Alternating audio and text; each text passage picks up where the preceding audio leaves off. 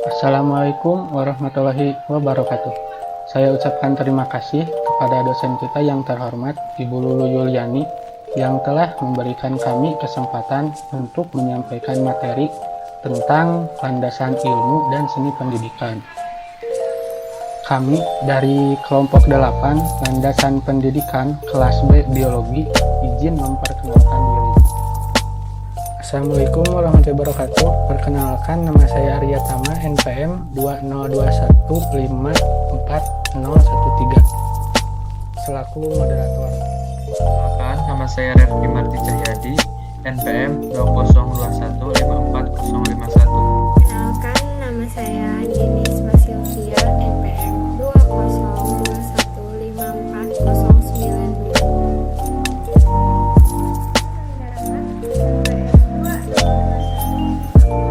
Kenalkan, saya Aulia Nurul Ainia Hadiat, NPM 20215405.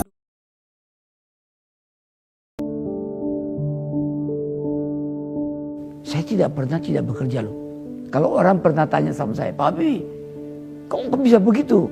Mentalitas apa itu? Saya mentalitas sepeda. Kalau Anda naik sepeda, Anda berhenti, Anda jatuh. Jadi kalau saya berhenti bekerja, saya mati. Umur 80. Kalau ditanya Habibie umur berapa? 90 kurang 10. Tapi jiwanya 17 tahun. Tidak ada bedanya. Saya umur 80 tahun. Kenapa? Karena alasan-alasan tadi yang saya berikan. Itu motivasinya. Yang penting motivasi deh. Semangat saya itu datang atas keyakinan dan kesadaran bahwa saya ini manusia. Produk dari masyarakat di mana saya hidup. Karena saya dan keluarga saya dulu dan sekarang dan masa depan agar ada bagian terpadu dari masyarakat ini. Kalau masyarakat ini makmur, ya keluarga saya ikut makmur. Karena itu saya terus tidak mau berhenti. Saya bilang, tidak ada gunanya Anda IQ-nya tinggi, tapi pemalas. Tidak memiliki disiplin, forget it. Yang penting adalah Anda sehat, mau berkorban untuk masa depan yang lebih cerah. Dan Anda konsisten, bekerja keras, berdisiplin. Saya bersyukur. Sejak saya lahir sampai sekarang, saya mampu membuat sinergi positif antara elemen agama, budaya, dan pengertian ilmu pengetahuan dan teknologi. Saya bersyukur bisa menyelesaikan semua masalah-masalah yang saya hadapi. Masalah dengan halal. Dan terasa orang sekitarnya ikut menikmatinya. Itu filsafat yang diberikan oleh ayah saya. Jadilah mata air yang jernih, yang memberikan kehidupan kepada sekitarmu.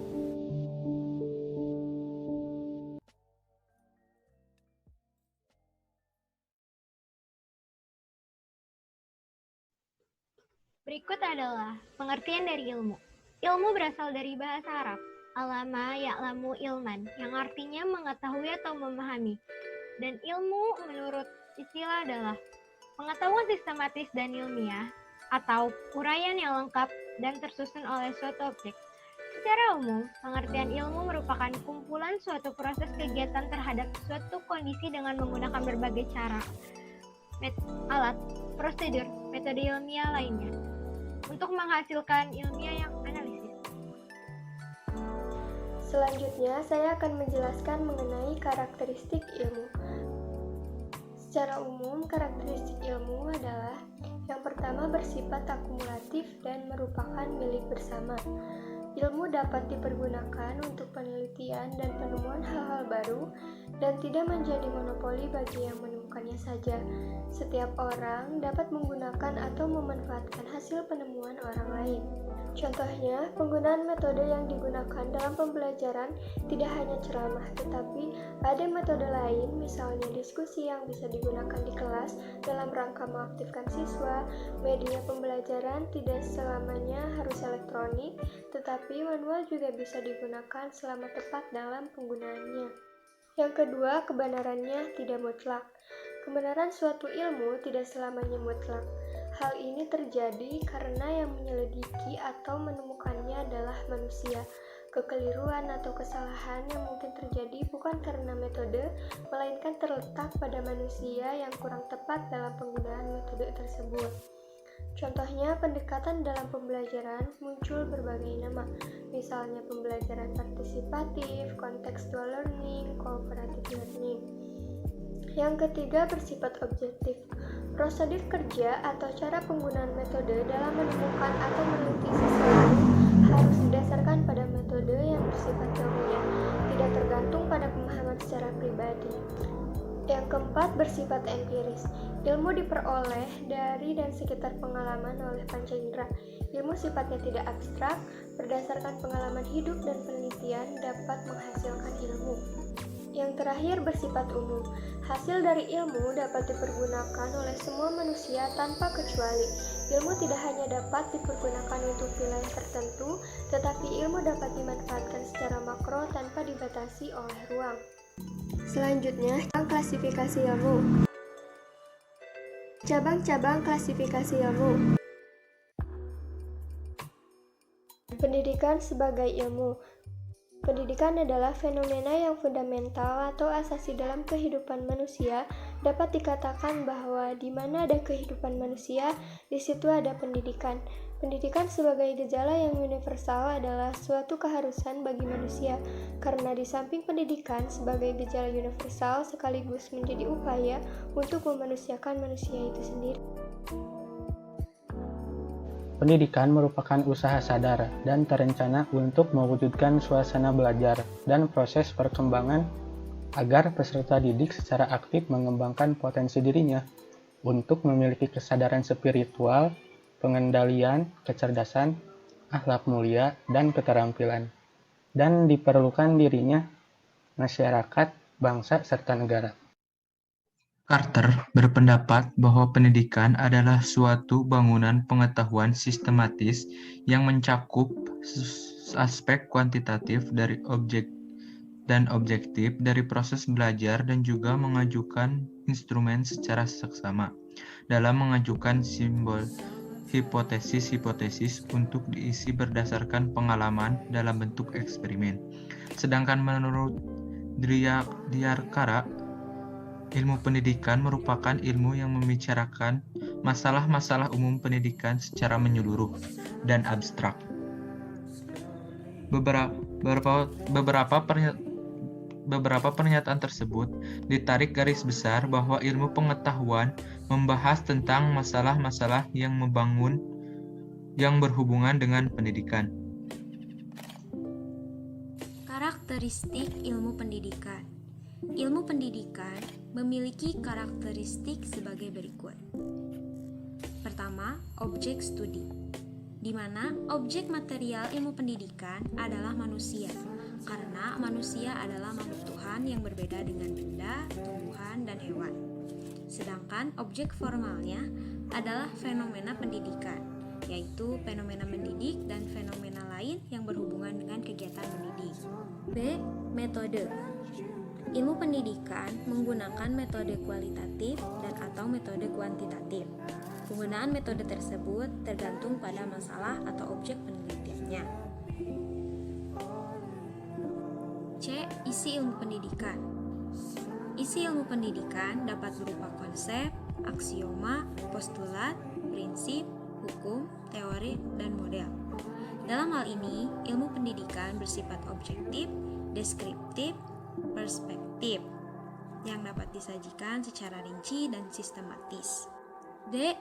Fungsi ilmu pendidikan, di mana ilmu pendidikan berfungsi untuk menjelaskan, memprediksi, dan mengontrol. E. Ilmu pendidikan menggunakan ilmu-ilmu lain sebagai ilmu bantu. Sekalipun demikian, menurut M.J. Langeveld, bahwa ilmu pendidikan bersifat otonom atau berperan sebagai tuan rumah. Klasifikasi ilmu pendidikan. Menurut M.J. Langeveld, ilmu pendidikan terbagi atas ilmu mendidik teoritis, ilmu mendidik praktis, ilmu pendidikan makro, ilmu mendidik umum, dan ilmu mendidik khusus.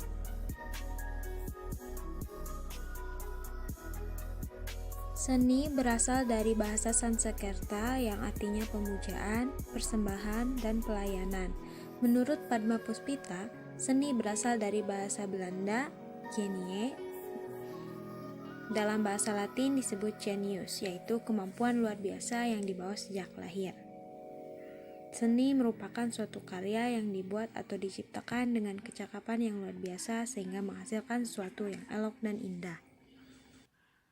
Pendidikan sebagai ilmu diarahkan kepada pembuatan mendidik yang bertujuan. Tujuan itu telah ditentukan oleh nilai-nilai yang dijunjung tinggi oleh masyarakat dan bangsa. Nilai merupakan ukuran yang bersifat normatif, maka pendidikan sebagai ilmu juga bersifat normatif. Pendidikan ilmu tidak hanya mencari pengetahuan deskriptif tentang objek pendidikan, tetapi juga mengungkap bagaimana sebaiknya untuk memperoleh manfaat terhadap objek didiknya. Objek material ilmu pendidikan adalah perilaku manusia, sedangkan objek formal ilmu pendidikan adalah penelaahan fenomena atau gejala dalam perspektif yang luas dan integratif. Pendidikan bukan hanya sebagai ilmu, namun juga sebagai seni. Seni berasal dari kata Sanskerta, seni yang berarti pemujaan, persembahan, dan pelayanan. Kata tersebut berkaitan erat dengan upacara keagamaan yang disebut kesenian. Seni pada dasarnya memiliki tujuan sebagai penyampaian komunikasi baik berupa gambar, kegiatan yang dilakukan manusia yang menggambarkan kehidupan manusia maupun yang lainnya. Untuk itu, seni dapat menjadi salah satu media komunikasi antara satu dengan lainnya. Dengan kata lain, seni dapat digunakan dalam pendidikan atau malah pendidikan dapat dikatakan sebagai seni. Bisa dilihat dalam tabel berikut aspek yang dibandingkan.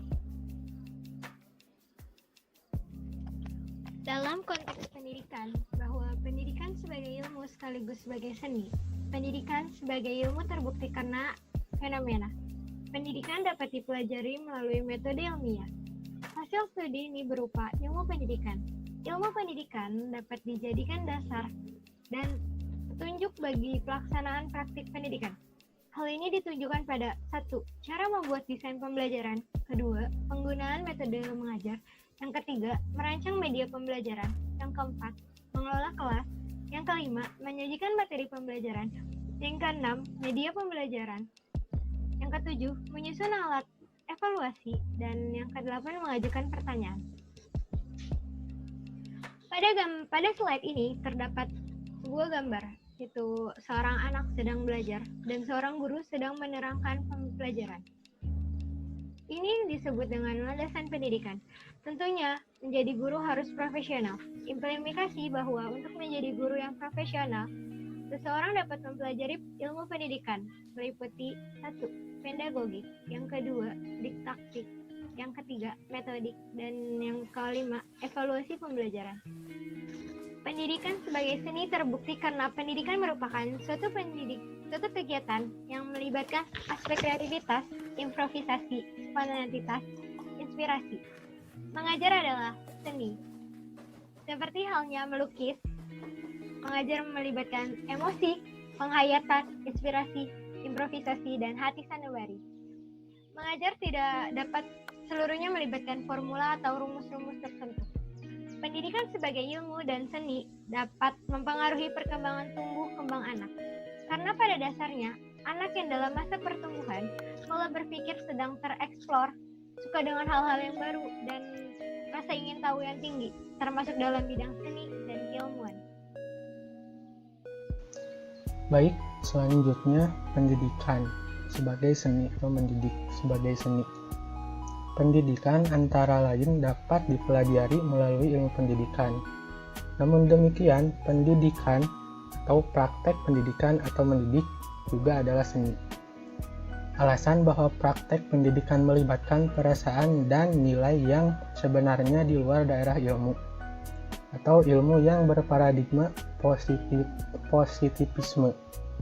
Sehubungan dengan itu, Gilbert Highett 1954 mengibaratkan praktek pendidikan sebagai orang melukis sesuatu, mengarang lagu, menata sebuah taman bunga, atau menulis surat untuk sahabat.